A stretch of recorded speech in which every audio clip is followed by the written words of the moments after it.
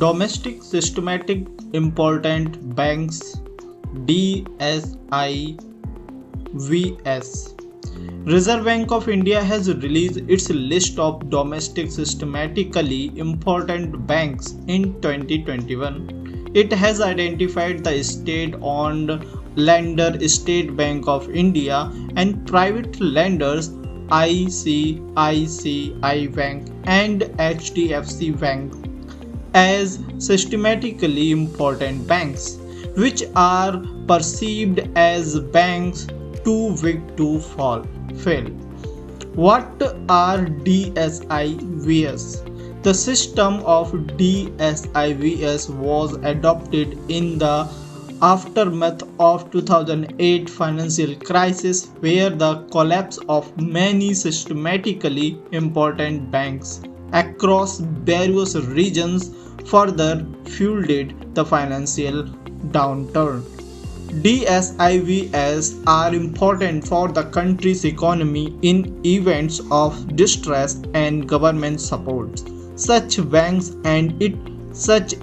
fails, it would lead to disruption of country's overall economy.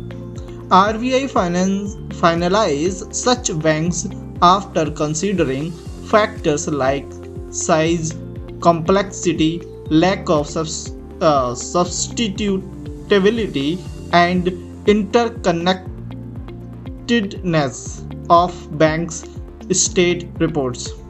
How are DSIVs determined? Since 2015, the RBI has been releasing the list of all DSIVs. They are classified into 5 buckets according to their importance to the national economy.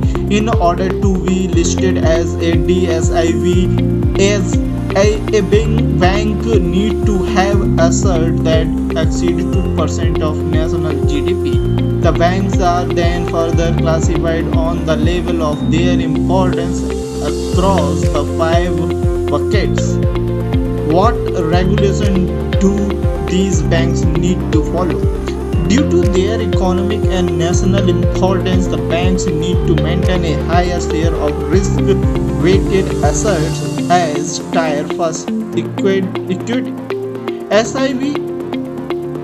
SBI, since it is placed in bucket D's of DSIVs, has to maintain additional common equity tier first at 0.60% of its risk-weighted assets.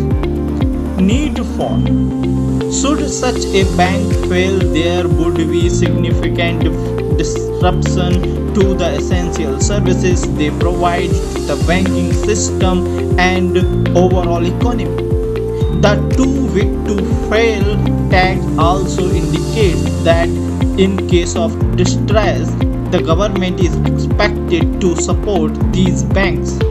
Due to this perception, these banks enjoy certain advantage in funding. It also means that these banks have a different set of policy measures regarding systematic risk and moral hazard issues.